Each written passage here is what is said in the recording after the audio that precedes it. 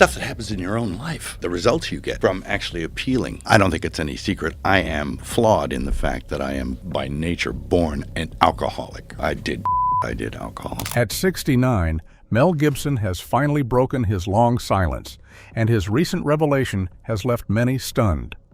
Known for both his remarkable career and past controversies, the acclaimed actor and director is once again at the center of intense public attention. There was nothing that could stop me from doing that. So I was really kind of you're on a downhill run. So I regard the fact that I was able to appeal to something greater than myself to help me and actually stop me doing that.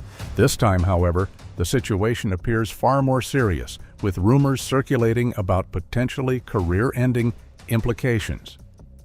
Fans and critics alike are reacting quickly as details continue to emerge, fueling widespread speculation and debate.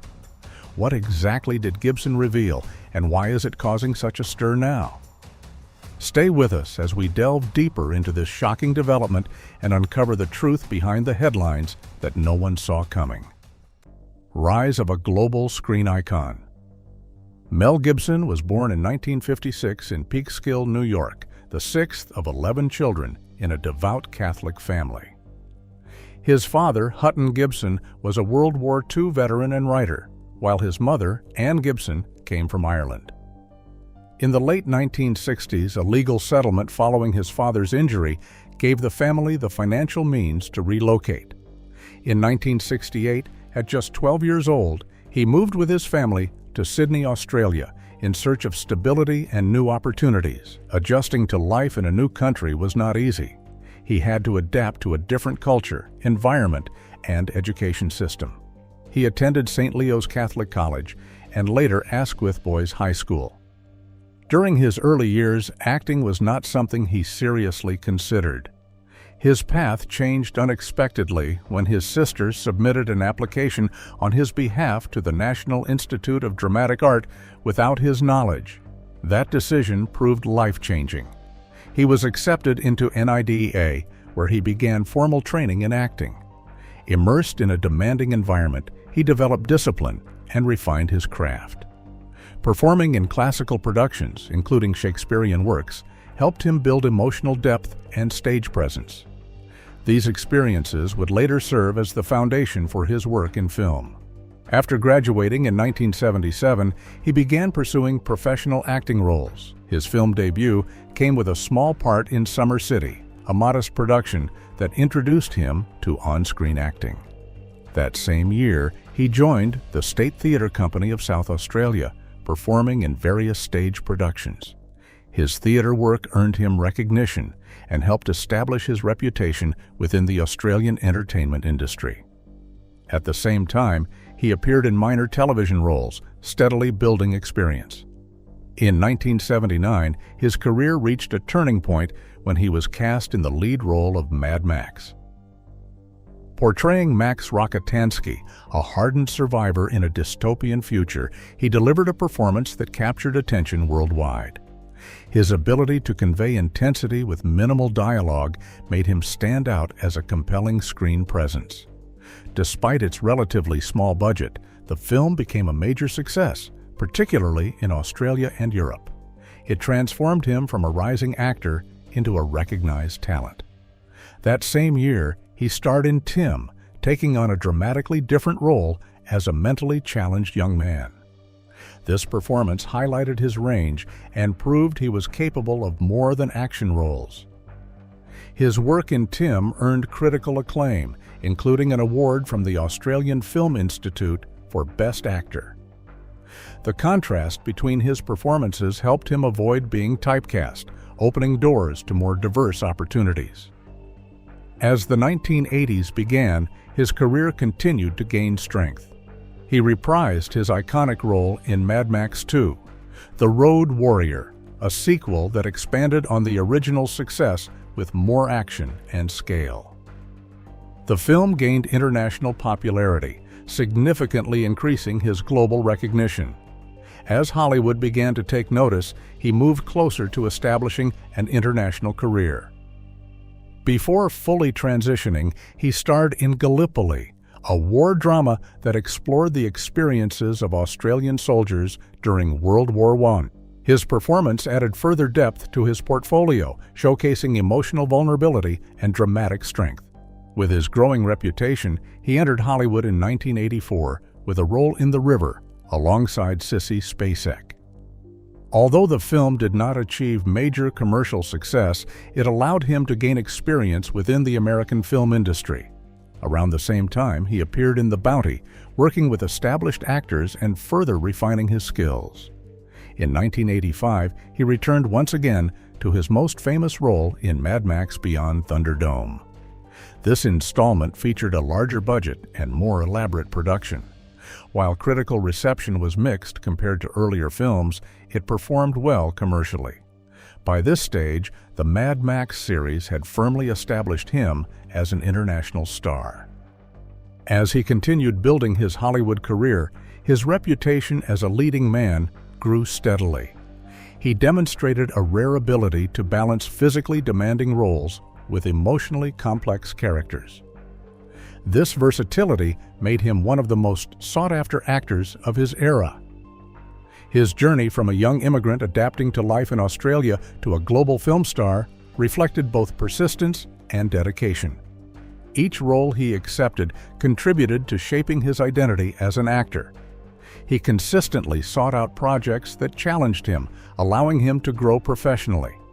These early years not only defined his career trajectory, but also laid the groundwork for the major successes that would follow.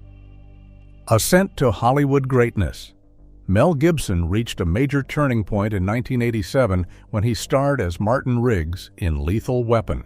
Playing a volatile and emotionally damaged detective alongside the steady and disciplined Roger Murtaugh, he created a character that blended intensity with sharp humor. His on-screen partnership with Danny Glover became one of the film's strongest elements, helping drive its success and leading to several sequels. This performance propelled him firmly into mainstream Hollywood, establishing him as one of the most recognizable and in-demand actors of the era. As his fame expanded, he made a conscious effort to take on varied roles that would prevent him from being confined to a single genre. In Bird on a Wire, he embraced a lighter tone, starring opposite Goldie Hawn in an action comedy that allowed him to showcase his comedic timing. At the same time, he returned to familiar territory with Lethal Weapon 2, which built upon the characters and themes introduced in the original. By alternating between high-energy action films and more playful or character-driven projects, he distinguished himself from many contemporaries who struggled to break out of typecasting.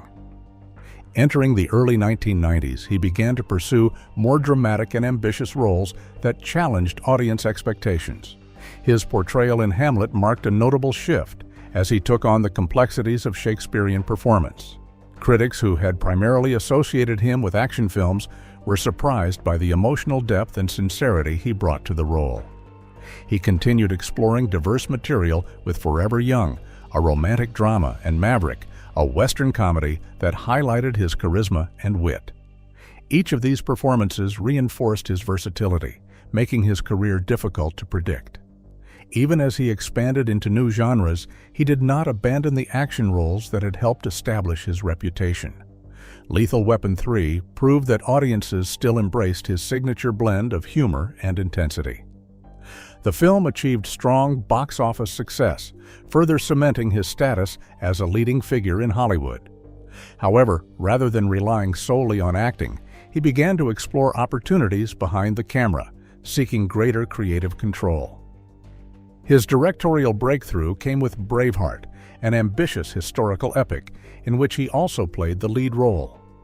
The film's sweeping scale, emotionally driven narrative, and powerful battle sequences captured widespread attention. His ability to manage such a large production while maintaining a deeply personal story distinguished him from other actors transitioning into directing. The film went on to win multiple Academy Awards, including Best Director, confirming that his talents extended far beyond acting alone. Following the success of Braveheart, he continued to select projects that maintained both commercial appeal and creative variety. In Ransom, he portrayed a desperate father navigating a tense kidnapping situation. He then starred alongside Julia Roberts in Conspiracy Theory, a fast-paced thriller that combined suspense with psychological intrigue. By the early 2000s, his filmography had grown even stronger, with roles in The Patriot and What Women Want, both of which demonstrated his continued box office appeal. Although he remained a successful actor, his interest in directing became increasingly prominent. This shift was evident in The Passion of the Christ, a project that generated widespread discussion due to its intense subject matter and emotional presentation. The film sparked global debate, but also resonated deeply with audiences, achieving remarkable commercial success. Its impact underscored his willingness to pursue unconventional storytelling and tackle themes that many filmmakers might avoid.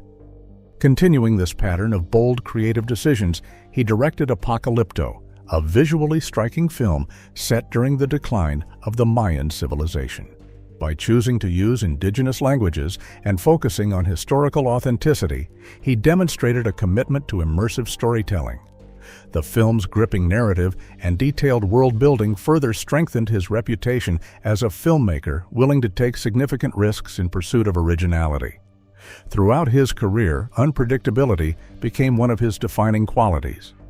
Whether selecting roles or directing projects, he consistently avoided safe or conventional choices.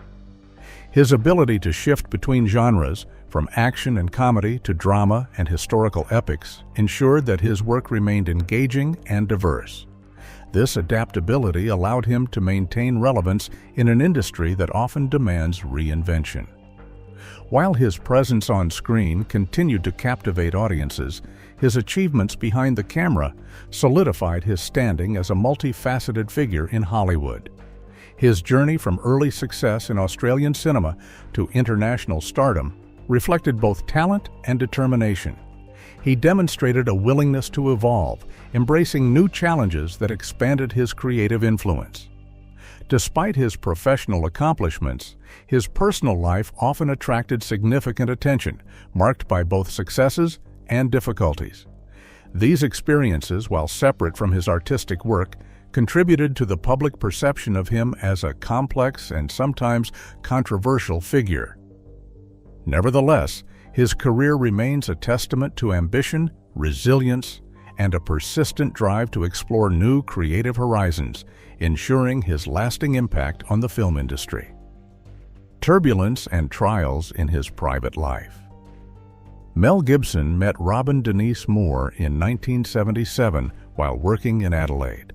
At the time, he was an emerging actor with the State Theatre Company of South Australia, while she worked as a dental nurse. Their relationship quickly grew serious, leading to their marriage on June 7, 1980, in a Catholic ceremony in Forestville. Over the years, they built a large family, welcoming their daughter Hannah in 1980, followed by 6 sons. Twins Edward and Christian in 1982, William in 1985, Louis in 1988, Milo in 1990, and Thomas in 1999. By 2024, their family had expanded further with several grandchildren.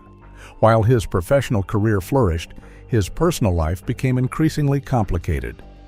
One of the most widely reported incidents occurred on July 28, 2006, when he was stopped by a deputy from the Los Angeles County Sheriff's Department for speeding while under the influence of alcohol. An open container was found in his vehicle, and his behavior during the arrest escalated quickly. Initially emotional and distressed, he reportedly expressed fear that his personal life was unraveling and that his marriage might not survive the situation. When he was not allowed to drive home, his reaction intensified, and he made offensive remarks, including statements targeting Jewish people, while also directing hostility toward the arresting officer. The incident gained widespread attention after details from the arrest report were leaked to the media. In response, he issued public apologies through his representatives. Later, during an interview with Diane Sawyer, he acknowledged the remarks and described his behavior as deeply inappropriate and shameful.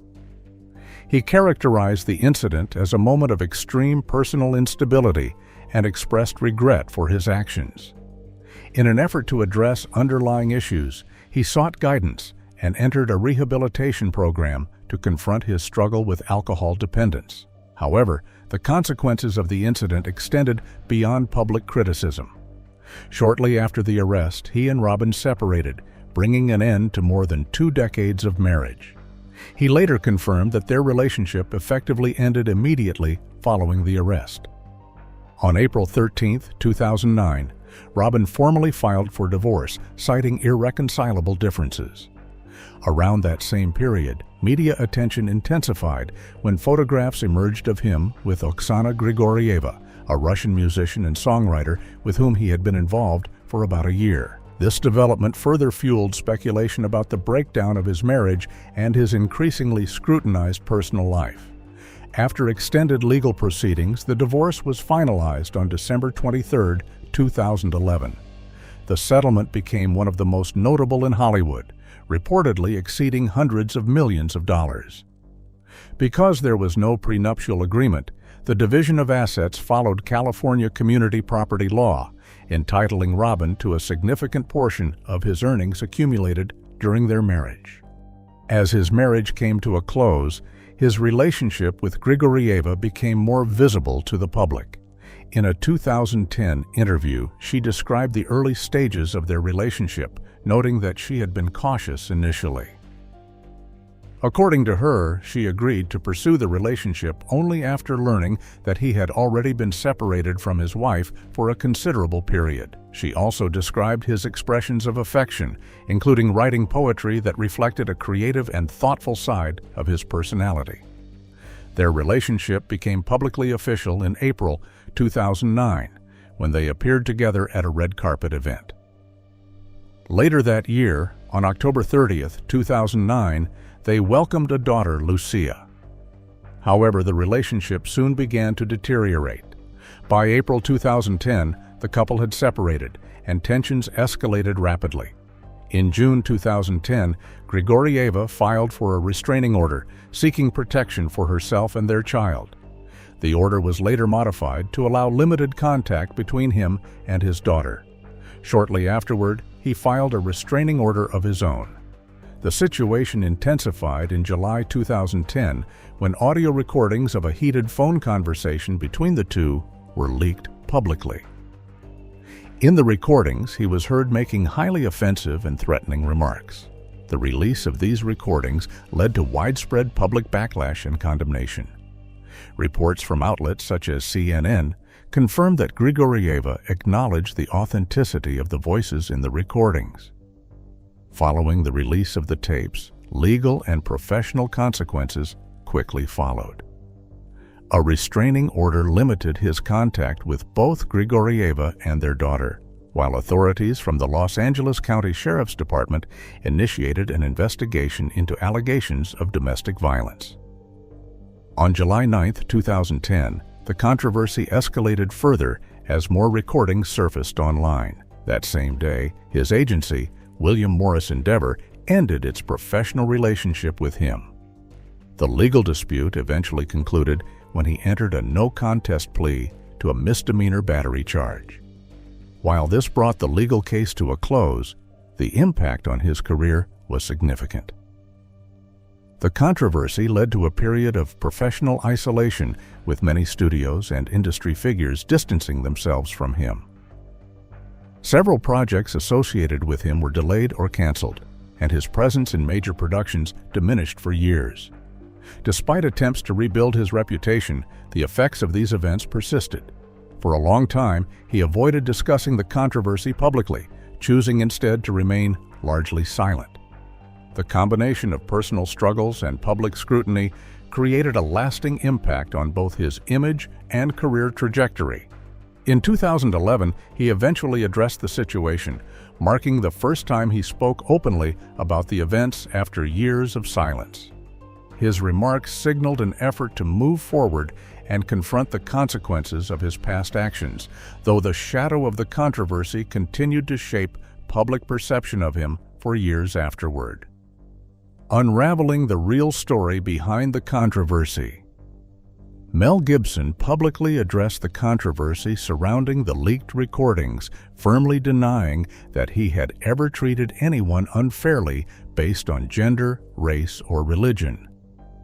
While acknowledging that the content of the tapes was deeply troubling, he maintained that they did not accurately represent his character. He argued that the recordings had been selectively edited, presenting a distorted version of events.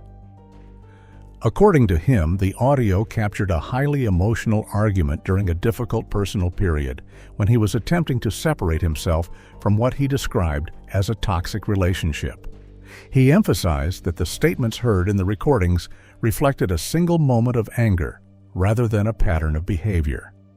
He described the incident as an isolated lapse in judgment, spoken in frustration during one specific confrontation, and insisted it did not define his values or how he had treated people throughout his life. During this period, he also expressed gratitude toward individuals in the entertainment industry who supported him publicly, including Whoopi Goldberg and Jodie Foster, both of whom spoke in his defense when criticism was at its peak. In discussing the legal proceedings connected to the controversy, he explained that he had resolved the case through a legal arrangement known as a West plea.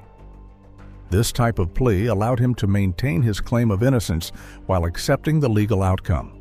He noted that such agreements were relatively uncommon, but had been accepted by both the prosecution and the presiding judge in his case. Although he believed he might have achieved a favorable result had he continued to contest the charges, he chose to conclude the matter to protect his family from prolonged public scrutiny and emotional strain. In August 2011, a formal settlement was reached between him and Oksana Grigorieva. The agreement included financial compensation of $750,000, shared legal custody of their daughter Lucia, and the use of a residence in Sherman Oaks until their daughter reached adulthood. Despite the resolution, the matter did not entirely fade from public attention. In 2013, Grigorieva initiated legal action against her former attorneys, claiming that she had been poorly advised during the settlement process and had been encouraged to accept terms that were not in her best interest. By 2014, Gibson had entered a relationship with Rosalind Ross, a former champion equestrian vaulter who later pursued a career in writing. Their relationship marked a more stable chapter in his personal life. On January 20, 2017, they welcomed a son, Lars Gerard, born in Los Angeles. This addition to his family brought his total number of children to 9. In earlier interviews, he had spoken openly about his views on family, expressing the belief that the number of children a person has is not something that should be strictly controlled, but rather something influenced by forces beyond individual planning. His public profile extended beyond entertainment into political commentary. In a 2016 interview with Jorge Ramos, he revealed that he had not voted for either Donald Trump or Hillary Clinton in the United States presidential election. However, in 2021, a short video showing him saluting Trump at UFC 264 circulated widely online, sparking debate about his political views. As time went on, he became more outspoken, and by the 2024 election, he publicly endorsed Trump as a presidential candidate. His political statements occasionally drew criticism, particularly when he made remarks about Kamala Harris that many considered controversial. These comments generated strong reactions across the political spectrum, reflecting the ongoing scrutiny surrounding his public image. On January 16, 2025, following Trump's return to the presidency, an announcement was made regarding Gibson's involvement in a new initiative. He was appointed as one of 3 special ambassadors to Hollywood, alongside Jon Voight and Sylvester Stallone. The initiative aimed to strengthen the American film industry and discourage production from moving overseas. In this role, Gibson and his fellow ambassadors were expected to provide insights and recommendations, acting as informal representatives within the entertainment sector. While the full scope of their responsibilities was not clearly defined, The announcement attracted attention due to the combination of politics and Hollywood influence. Despite ongoing controversies, his career achievements remain substantial. He has received numerous accolades for his work as both an actor and filmmaker. His most celebrated accomplishment came with Braveheart, which earned him 2 Academy Awards for Best Director and Best Picture, along with a Golden Globe Awards recognition for directing. Earlier in his career, films such as Mad Max and Lethal Weapon had already established him as a major Hollywood star. He also received critical recognition for Gallipoli, earning a Golden Globe nomination, and later achieved further acclaim for directing Hacksaw Ridge, which brought him another Academy Award nomination and a BAFTA Awards nomination for Best Director. His performances in films like The Patriot, Signs, and Ransom further reinforced his standing as a leading actor.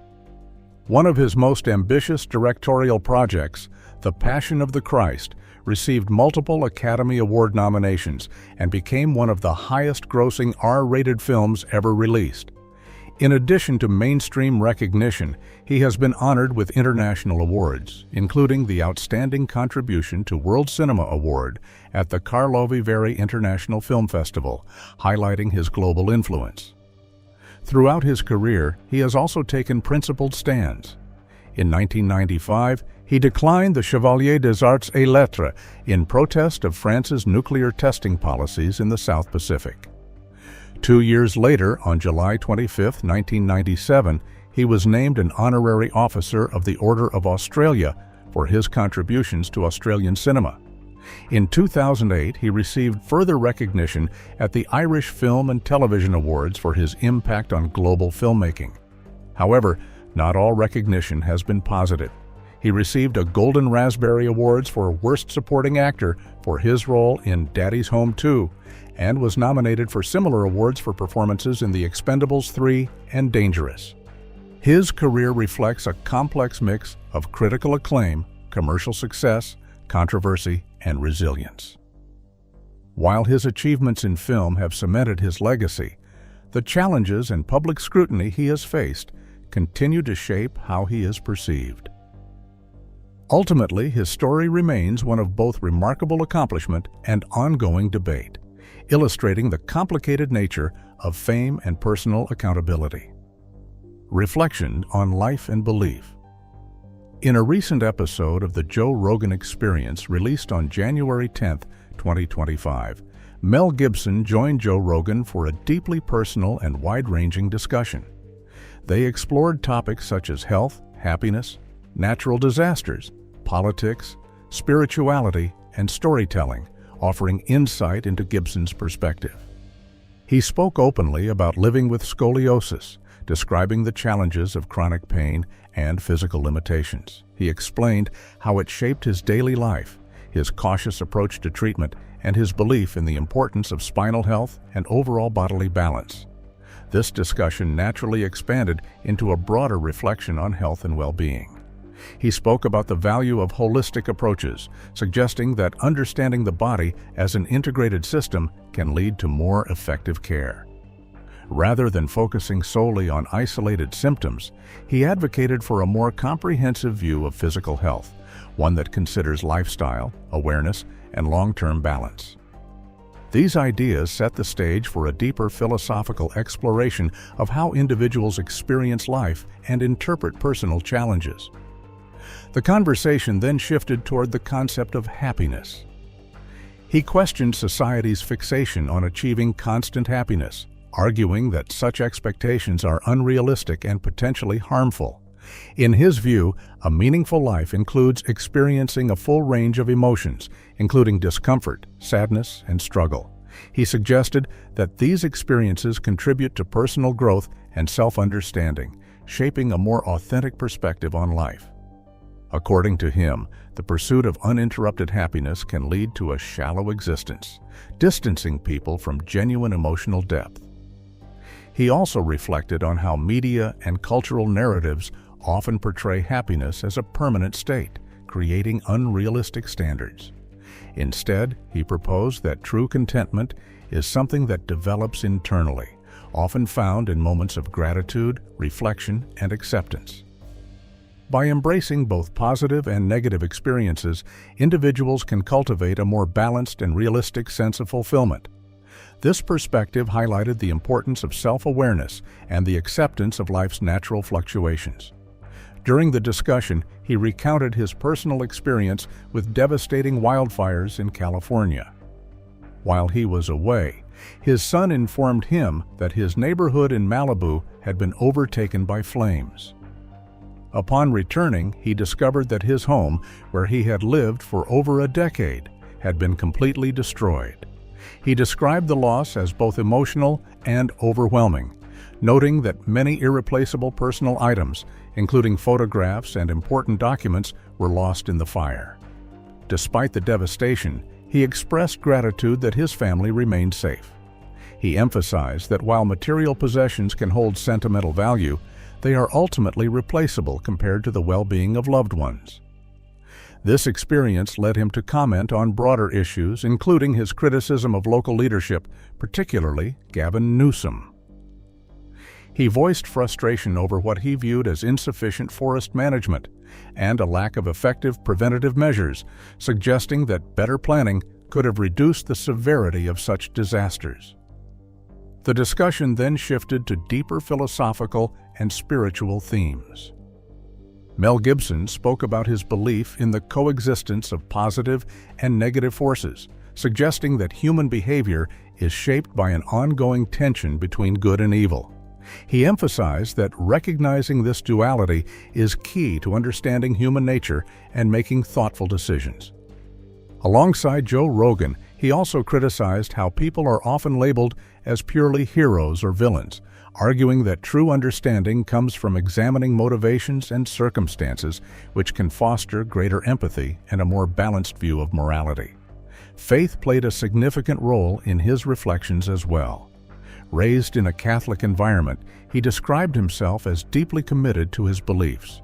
He spoke about his trust in the historical reliability of the Bible, viewing it as a source of truth and guidance.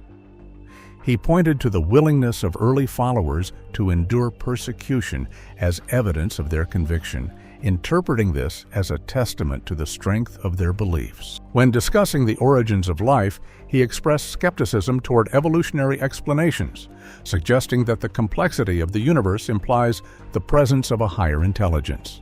He argued that without such an organizing force, systems would tend toward disorder. He also emphasized the idea that human beings possess a soul, distinguishing them from other forms of life, and reinforcing his belief in purposeful creation.